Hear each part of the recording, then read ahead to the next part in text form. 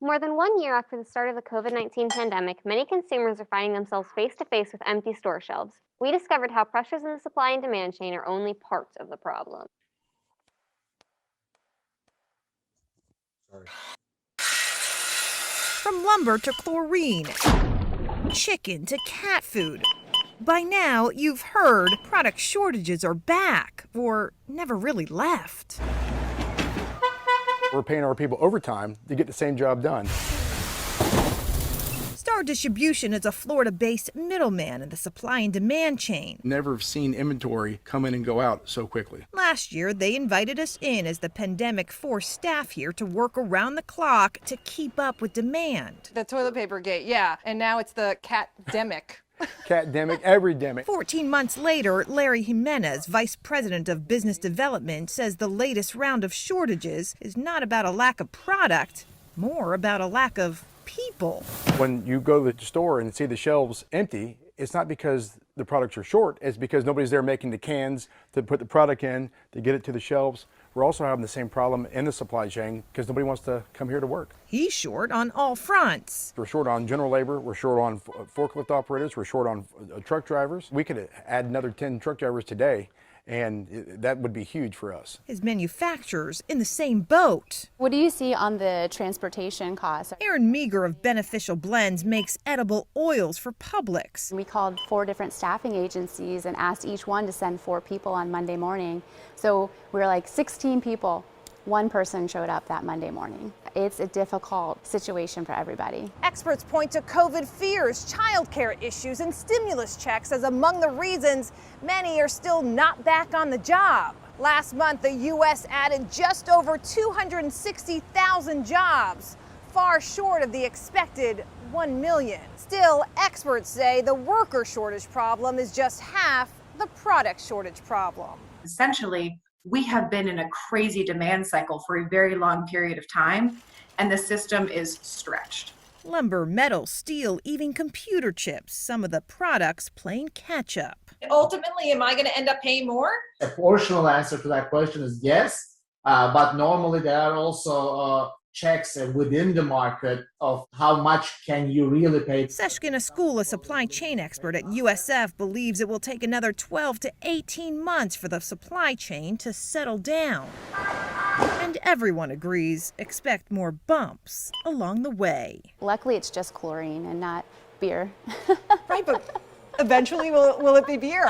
Well, it is. Well, because aluminum, that's one that they're really hurting in.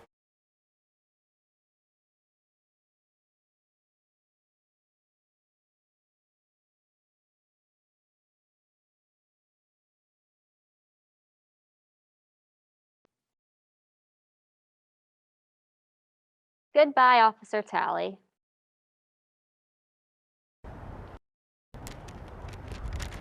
I was explaining that when I'm feeling sad, I'm a giver. One by one, Absolutely shocked and numb. people in Boulder are compelled to give back something. I brought flowers and candles, 10 candles for each victim. Hopefully his family knows that people are thinking about them. Something for someone who gave everything. Boulder police officer Eric Talley. I felt I had to pay my respects to the officer and all the other people who have lost their lives. Even strangers know Talley ran toward, not away from a shooter inside King Soopers on Monday. We live half a mile from the King Soopers. That's our neighborhood, King Soopers. He has 7 children. And I hope they know that their dad was such a hero. One by one, He was absolutely one of the good guys. they leave flowers, notes, or something more personal. And I was a police officer for about 40 years. I lost a partner, and other officers in the department were killed during my tenure, and so it's I know the feeling. An officer's family is not the only one grieving. But here on the front steps of a police station, So we just wanted to say thank you to the helpers. Boulder starts to give back something to those it lost. Not much you can do to console the family, but it's nice to see that there is support from the community and other people.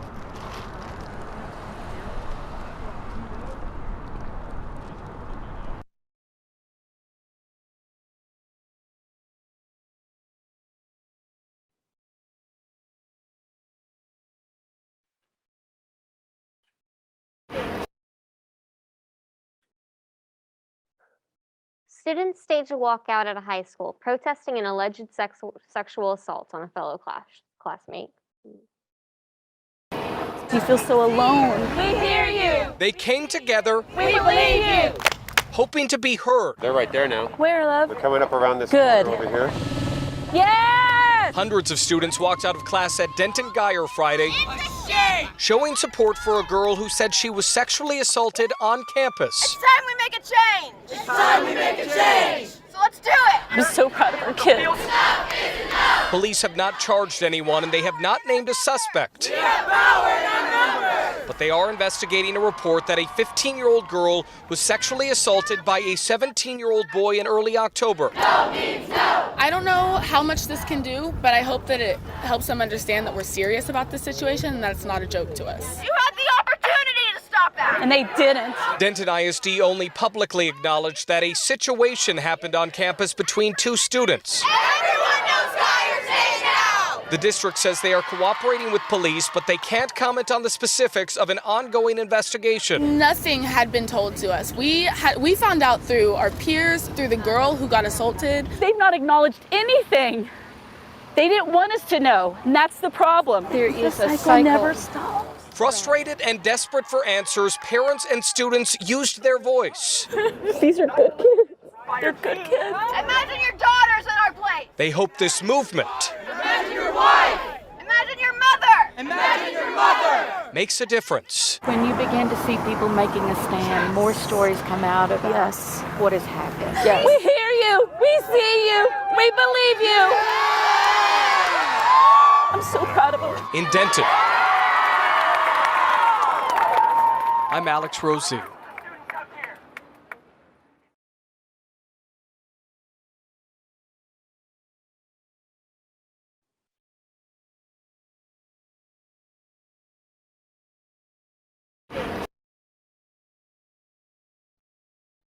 It is, yeah. You feel so alone. We hear you. Sorry, just double checking because it looks like there's two videos, but I think they're identical. You feel so alone. We hear you. They came to Fire Friday. Joke to us. What's the TRT on the other one? The what? The TRT, the total runtime. Oh, they're both 151.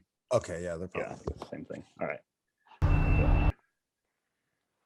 A day after tornadoes wrecked much of the town of Mayfield, Kentucky, residents, business owners, and volunteers grappled with what just happened and what's coming next. At a certain point, it all seems so vast. In Mayfield, Kentucky, downtown is destroyed. Every turn brings an incomprehensible image. Just days since tornadoes drove through town, it's tough to put what took place into context. I hadn't been out to my car since this happened. And then you meet Sarah Bryan. I mean, my mother's right there. Her mother's ashes are in the bag beside her. Sarah lost her mom last month. Now, she may have lost her home. We're waiting to basically see if our landlord's going to repair. Yeah, I just kind of lost it for a good solid 20, 25 minutes, thinking what we're gonna do, where we're gonna go. I can't imagine going around that corner and seeing the flattened houses I've been hearing about. I'm not sure I need to see it right now, to be perfectly honest. Some don't have that choice. It has not hit me yet. I've had little moments. In a town that built its name on manufacturing, Keith Crouch owns the largest sign manufacturing plant in town. Now his buildings have been flattened. He hopes insurance will help, but what bothers him beyond his business is all that won't come back. Every church is destroyed. Tornado, didn't have a preference. Means a lot to me. You gonna pray today?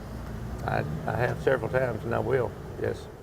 Faith and community extend far beyond Mayfield. On our way here, we just started seeing damage. It's just truly heartbreaking. Chad Fry came from eastern Kentucky, 4.5 hours away. His volunteer fire crew came out with chainsaws, supplies, and for so many, necessary grace. It takes the community coming together as one and just everybody helping each other and just lend a helping hand to help your community out. Among all, there is shock. There is the need to suppress the tears just to get through the moment. And then, Oh, thank God. I know. Hi. There are moments like this. I know. I know. Sarah's in-laws drove from Tennessee to provide 2 sets of hands Hi, Mama. Hi, baby. and outstretched arms. The release is real. Mwah. I love you. I love you too. And then, Let's get out the street. it's back to work. Cleaning, planning, trying to make sense of something so vast. In Mayfield, Kentucky, I'm Matt Pearl.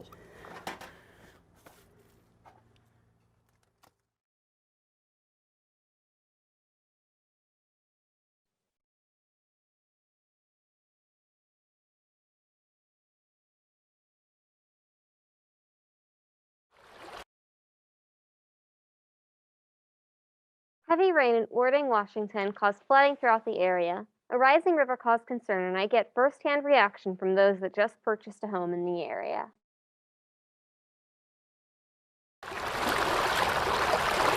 Just rain, rain, more rain, inches of rain, everything is just saturated.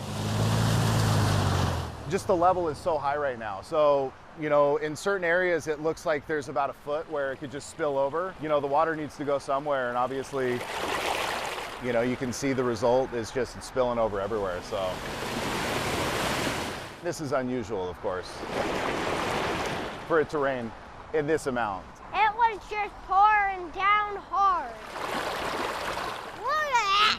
It's a pile of junk. It's pretty insane. Everything's super fast, trees are coming down. It's moving awfully quick. I mean, this river's crazy. Holy! My girlfriend and I just recently purchased a home. Like right there. Essentially, it's getting built right behind where the levee's at. So it's a little concerning after you put down so much money, and I definitely have contacted to get some flood insurance. You know, this is unusual, but it's cool to come down and just see what Mother Nature can do. Look at the floodage, and there's a lot of floodage here. Ain't it? It's pretty powerful. I hope it stops raining so we can get this under control.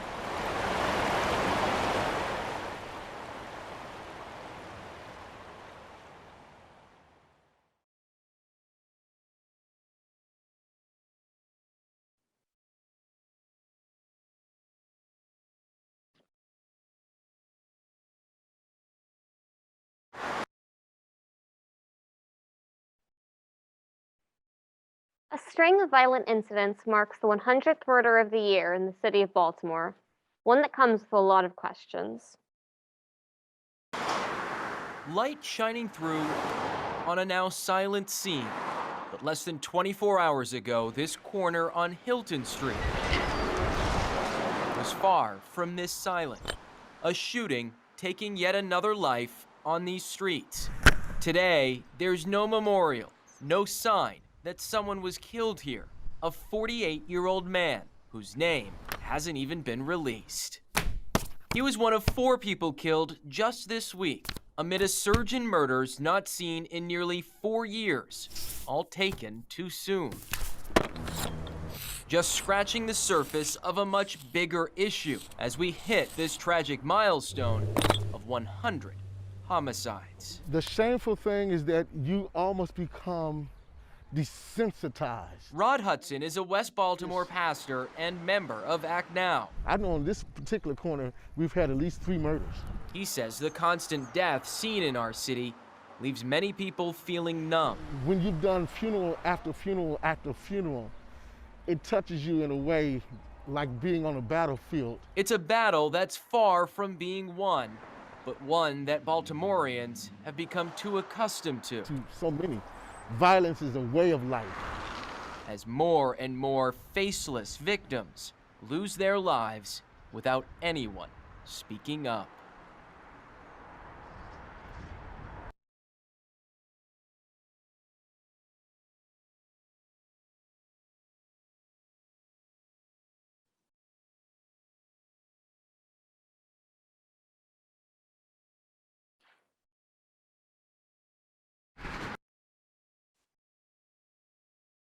After a McKinney man fights for his life after a hit-and-run accident, his family searches for answers about who could leave him there.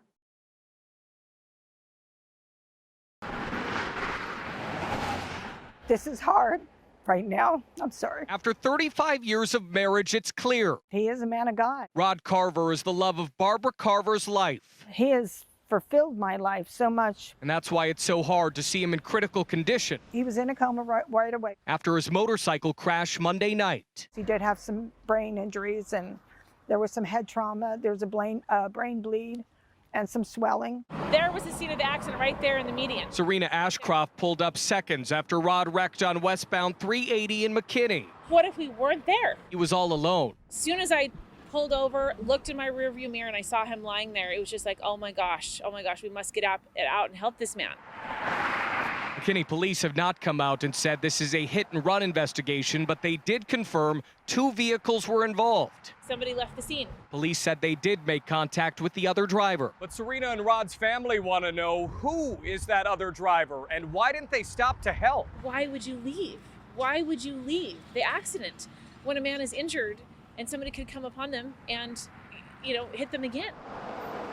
And I don't believe humanity should be that way. Rod Carver is a husband, father, grandfather, and great-grandfather. It's hard right now because I'm alone. He's a big man with a big heart. He's always there for somebody. And that's why his wife is so sad that other driver wasn't there for him. Who does that? When he needed them most. Who can live with that? Who can really say, I'm a good guy? I don't see the goodness there. In McKinney, I'm Alex Rozier.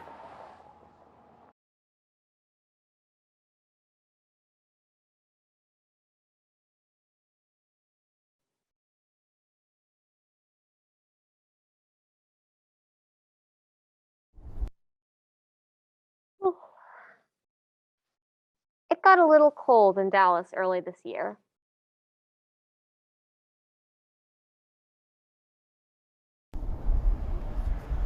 For just a moment, Texas looks and feels like somewhere else. Wisconsin, Illinois, Minnesota area. I've never seen snow like this before. Because if you recognize this, you're not from here. I didn't expect this. I expect to look out my window and see 65, 70-degree weather in the winter. Cold may be relative, but in any manner, any definition, today was simply one thing. Cold. A cold that rattles your insides. The snow was just for effect. You can even be on Plowman Avenue and feel this. No, I think I can hack it. North Texas will see one of its coldest nights in a century. Our low is 0 on Monday night. 0. I mean, I'm up to my socks in snow. If not your socks, how about your tires? Cold has a way of bringing out crazy and bringing out people not from here. I'm from Michigan, so this is kind of like usually how it is in the winters. Joking aside, the public has been warned at the local and state levels because cold can also kill. I've been having power issues since 1 this morning, and it's still not on. Power outages at Crown Plaza Hotel has forced more than 130 homeless men and women to the Kay Bailey Hutchison Convention Center. We all saw way more people out today than we'd like to brave this. I ran out of Coca-Cola, so Priorities. I need that caffeine. It is not just Monday, but this week, and not anything like we've seen in Texas. Welcome to 2021. Let's see how this goes. In Dallas, I'm Jobin Paniker.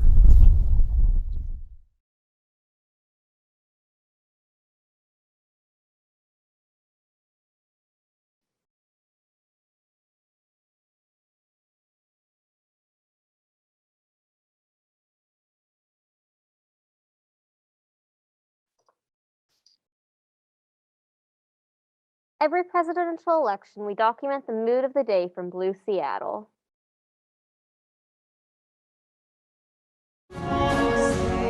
It can be darkest before dawn. Wade, we've braved the belly of the beast. This day, the sun rose. The dawn is hours before. On a changing landscape. One that weathered Category 45 tweet storms before the political winds shifted to 46. It has been a long slog. John Holt likes numbers. I think the first post was day 1436. He has been literally counting the days, and I mean every day, Until this one. Came home one day and I told my family, I'm going to build a Trump counter, and they looked at me like I was nuts. Congratulations, Mr. President. Joe Biden's inauguration went off without a hitch. This is America's day. This is democracy's day. The celebration more muted than 4 years ago. We have had no incidents over the last couple of days to include this morning. And America has risen to the challenge. The pandemic masked the streets, allowing for inauguration echoes, save for a few fireworks and backyard parties with people who had been holding their breath after an assault on democracy. We've been waiting to exhale for so long now. Yet the clouds haven't parted for everyone. I still have a lot of doubts, and I don't think that all of the mail-in ballots were counted fairly. Whether it be Anastasia or one of the biggest Trump supporters in Whatcom County. But hey, we got to move on as a country, and we have to move on as people who want to, try to make America great again and protect the things that we've accomplished. You just heard it. You just saw it. History was made. New leadership does create a bit of an unknown. If you start at 1,450 or so, it's a long game. At least for John Holt, who has now, finally, turned the page. But he'll worry about that tomorrow. A new chapter, a new day in this country. May God bless America, and may God protect our troops. Thank you, America.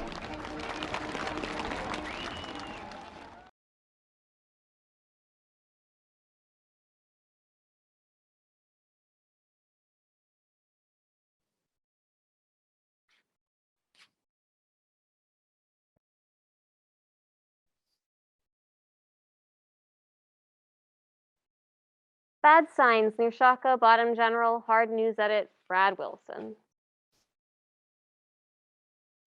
Hi, you can have a seat anywhere you like. A lunchtime rush at Tio Pablo, near the 17th Street Farmers Market. Just 2 tacos? All right, sounds good. And anything to drink? Reminiscent of pre-pandemic time. And are you ready to order? A good sign to Mariana Noriega. She's worked here for 6 years and says the weekend supper crowd is another level. Oh, there's so many people here. It gets a little bit hectic. Just a few blocks away, though. Bad signs near Shaka Bottom.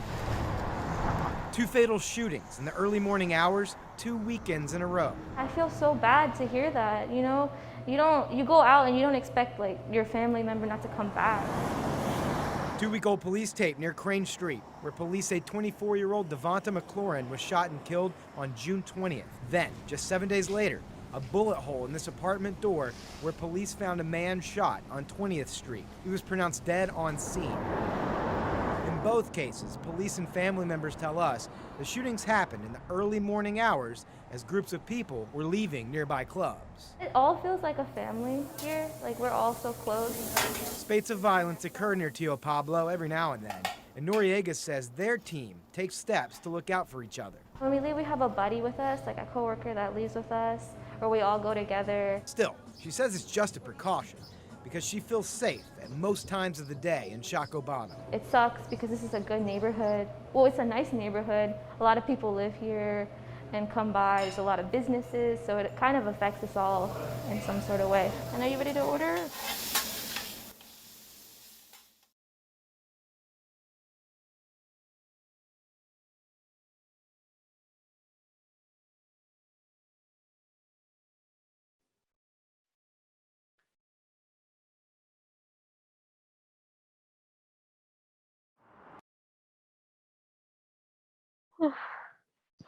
Nate McWilliams spent 158 days fighting COVID inside the ICU at Swedish Medical Center.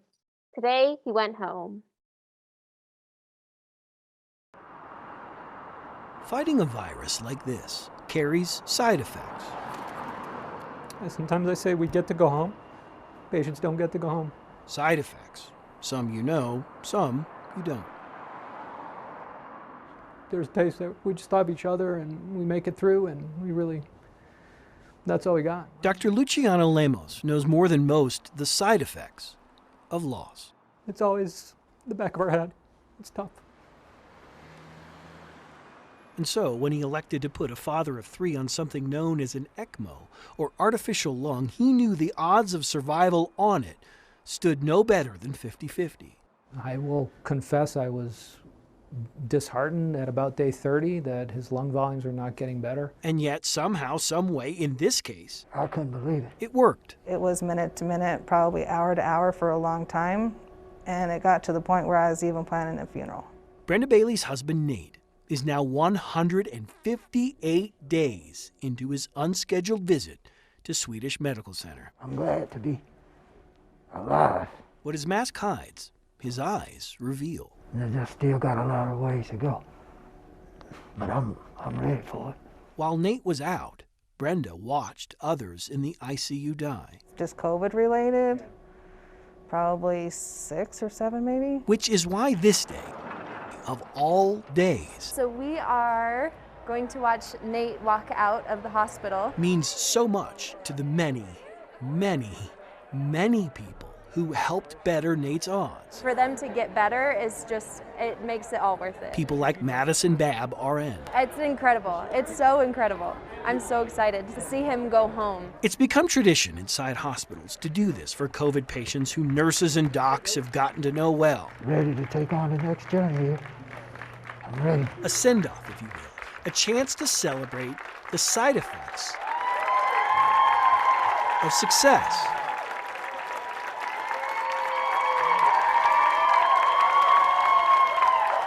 But look closely into the eyes of those who continue this fight. It's just, that's why we do it. That's why we do it. Chances are, you'll also see. It's just, we're so happy for him. See the side effects of a fight that has taken a toll on body and mind alike. Feels good. Even on a great day. All right. A great day like this. It was really tough. There's several people that didn't make it. Chris Vanderveen, 9 News.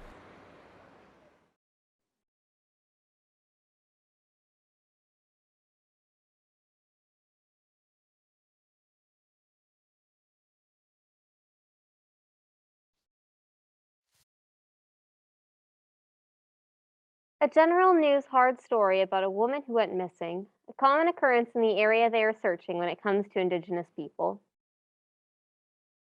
Spending a Sunday combing through brush. Feel like I need a machete. Looking for anything. Remember, we got to keep our eyes up too. Out of place. Anything out of the ordinary. There's something? Could be loose dirt, kicked up leaves. Clues they hope will point to Ashley Miller, a mother of 4, last seen late September by Lake Lena, where they're searching. Ashley disappearing. Really good mom. In a way her family knows is very out of the ordinary. We have not heard anything from her, and that is not her character. Her car was found in Grace's Lake on September 24th. Her purse was in there with all her belongings. Now Ashley's aunt's depending on the will of volunteers like Randall. We're just out here doing our part as a community. A community of more than 300. Your search is going to be in line method. Searching Sunday for any indications of something unconventional. Anything out of the normal that you wouldn't normally see in the woods? Though for some volunteers, this situation, Our family's experienced this. has become far too ordinary. That's why it's emotional for me. 2 of Charlene's family members went missing, though one was found. That does weigh on me a lot. Hearing this news all the time, it brings you back to those feelings and that lostness. Now hoping to make this family feel This is a little less feeling like nothing we have ever experienced as a family. lost. We're so grateful for all of the help we are getting. Eva Anderson, All for Ashley to get her home. KARE 11 News.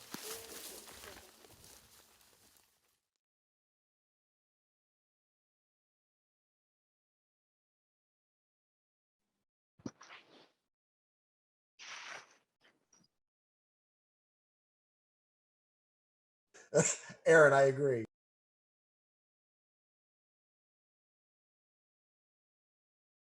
Memorial Ride for Fallen Utah Marine. Sure like to look tough. Okay, so we'll line up facing this way. The dark clothes, the shiny chrome, beards and sunglasses. We are going to have the motorcycles in front. But get to know them, and most are as soft as the leather they sit on. I'm just grateful for everything that's been done for us. Sorry. When Ken Plant and his friends heard a ride was being done for a Marine who gave his all, well, it didn't matter how much gas prices were. It can be very emotional. These kind of things just make you feel good. Yeah, it's a lot of fun. I love it. Messages my company did that for me. like never forget should mean something, especially for Nigel Olson, a Utah Marine killed during combat in Afghanistan in 2010. It was just kind of a no-brainer. There was really not really a choice as to whether I was or wasn't going to be here today. This ride, put on by the group Trucks for Heroes, was to raise money for a scholarship in Olson's name at Mountain View High School in Orem, where the ride started. It ended at the Payson Cemetery, where Olson is buried, and where his mother can't believe people still honor his sacrifice. To have these people show up in memory of my son, Lance Corporal Nigel Olson, means the world to me. She says Olson always wanted to serve his country, playing Army as a kid, crawling on the ground with a toy gun and face paint. We had to have a flag flying in our yard from the time he was little. So she wasn't surprised when he joined the Marines after graduating Mountain View High School, and remembers the last conversation she had with him when he was in Afghanistan. And his prophetic words were, "Mom, if anything happens to me, they will come to you in person." And 5 days later, uniformed officers, Marine officers, came to my work and let me know that my son had been killed by an IED. And with everything currently going on in Afghanistan, Olson wants others to know his service and the service of thousands of others wasn't for nothing. They made a difference over there. The women and the children who were able to learn to read, who were able to walk freely in the streets. I'm glad you were there. Nothing will ever change my mind about the pride I feel for my son and for his service. 11 years later, the patriotism and the emotions are still enough to make even the toughest biker pause. It's good to see you. Alex Cabrero, KSL 5 News.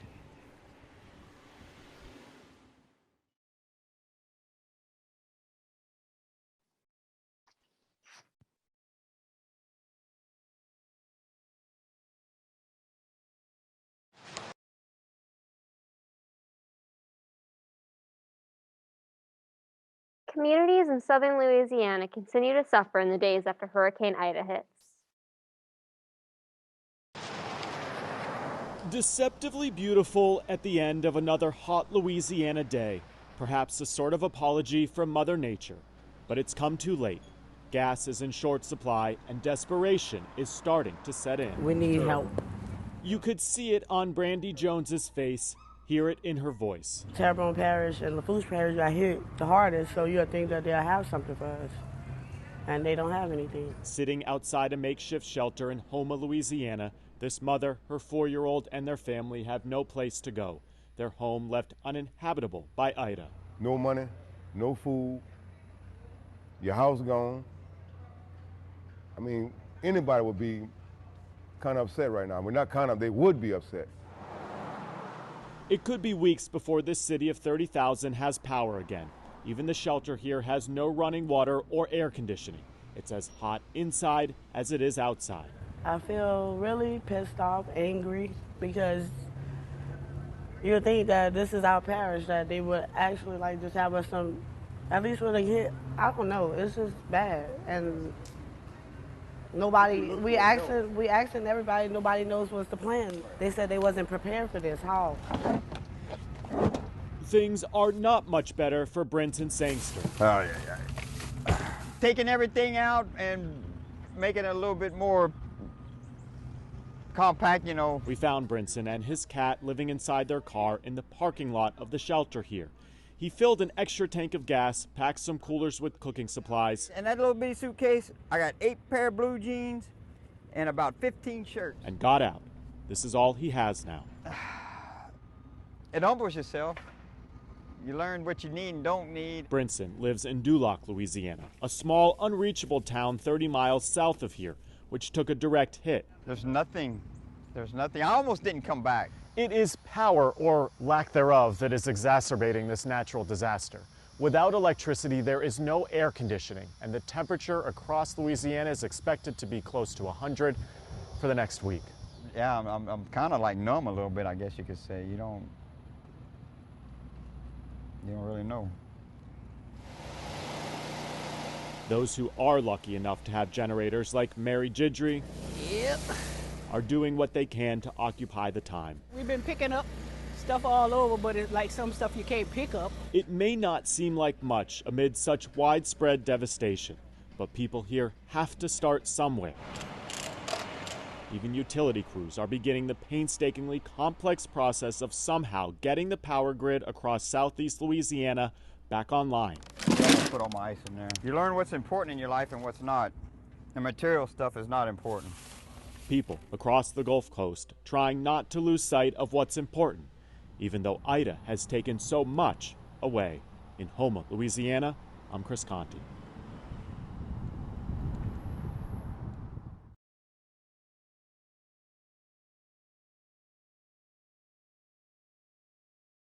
All right, last conversation of the night. I don't own 8 pair of pants, let alone 8 pair of blue jeans. Just saying.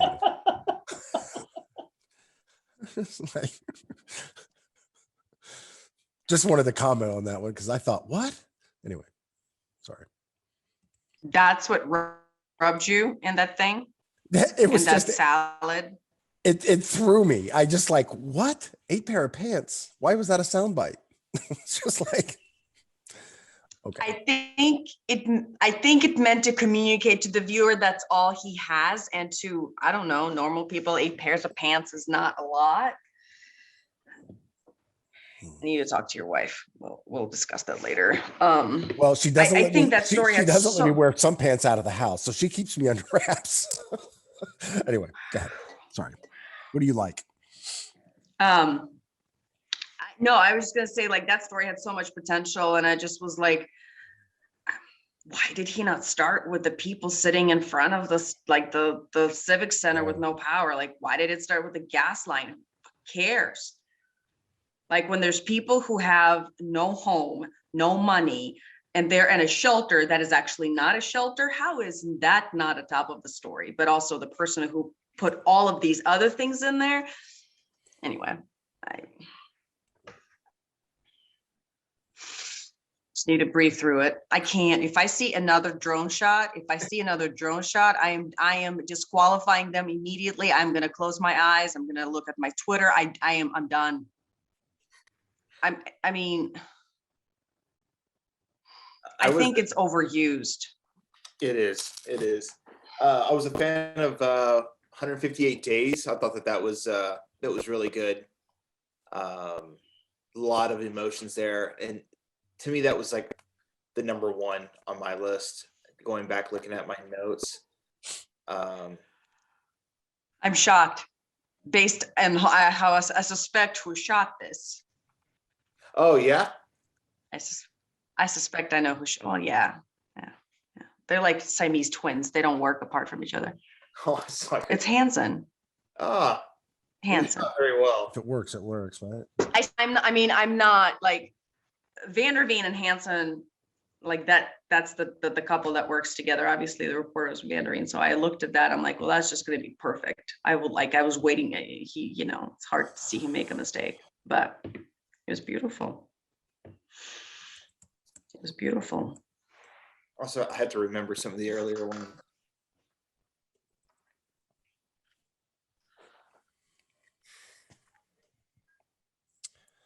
The other ones I liked were, wait a minute, did I like that one? That's not the one I thought that was. Hold on. The school thing where the girls are all pissed off. Yes. I don't know which one that is. Did I star it? I have stars next to the ones. We believe you. Yeah, I do have that believe star. you. To me, I've seen a lot of these school walkout stories. That was no school walkout stories. That was don't screw with us, you sons of bitches. And it felt to me that these weren't little girls. These were women, and anyone who knew them standing up for them. To me, that was very powerful, as opposed to spoiled rotten kids don't understand what they're talking about. Because they weren't spoiled rotten kids. They might be spoiled rotten kids, but they knew what the hell they were talking about. And it was done very well with action reaction. They avoided the cliche phrases that they probably chanted as well, and they didn't use the cliches. So it was nice. The second story, we already got that one. The other one I liked was, while it was the different take on the flooding, but because they stayed with the kid, even though he was the story, it was the one where the dad and the son were on the bridge. I liked it because they stayed there. I don't know if it was just happenstance and they happened to get him and he was done for the day, but it almost felt a little too comical. But I liked it in the sense that it was focused. Yeah. Yeah, it was different. So those are the ones I like. I like the Day After Mayfield a lot. I might be in the minority. Just which one? Day After Mayfield. That was Matt Pearl's piece. Just the woman with her mom's remains there was just really powerful for me. Also like the Goodbye Officer Talley piece. That's good, yeah.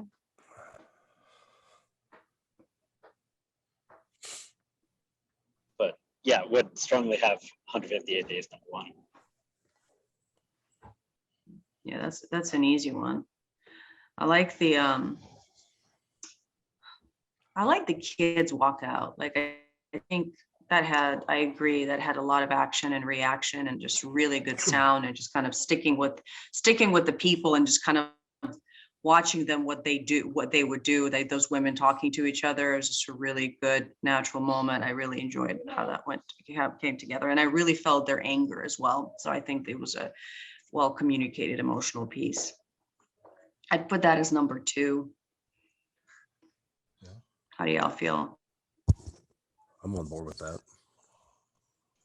Yeah.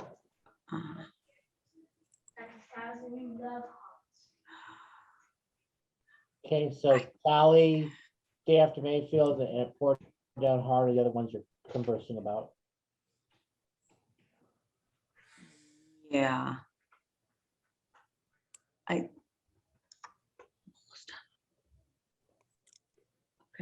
Just plugging the Talley. Well, if that's the case, looking at what's left, I think I can eliminate It Poured Down Hard when you consider the content of Goodbye Officer, Talley, and The Day After, and you consider the actual content of those and the people we meet.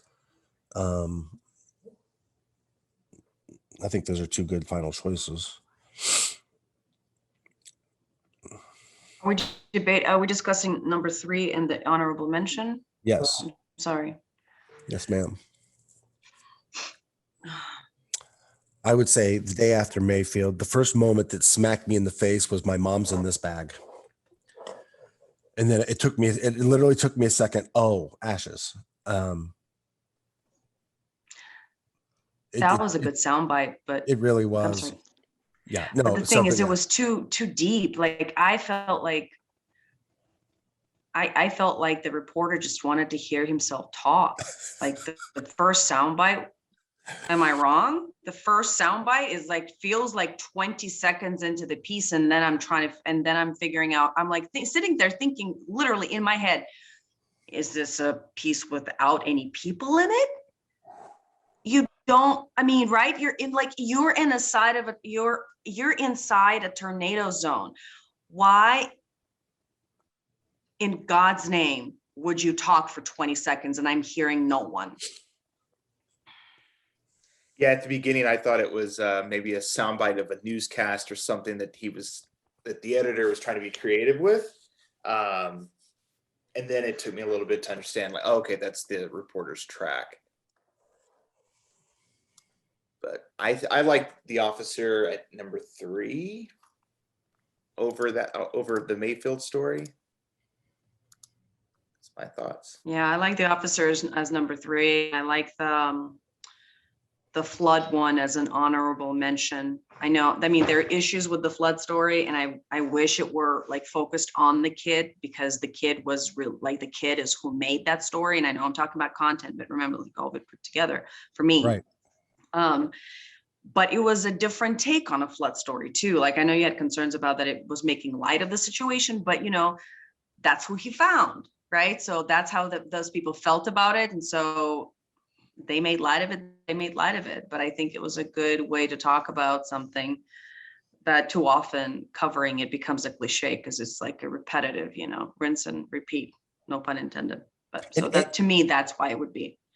And the guy, even though he uncomfortably laughed about getting flood insurance, it's the same damn thing we preach to people all the time in the, you know, in the Better Call 4 sections, or the, you know, your consumer advocacy thing.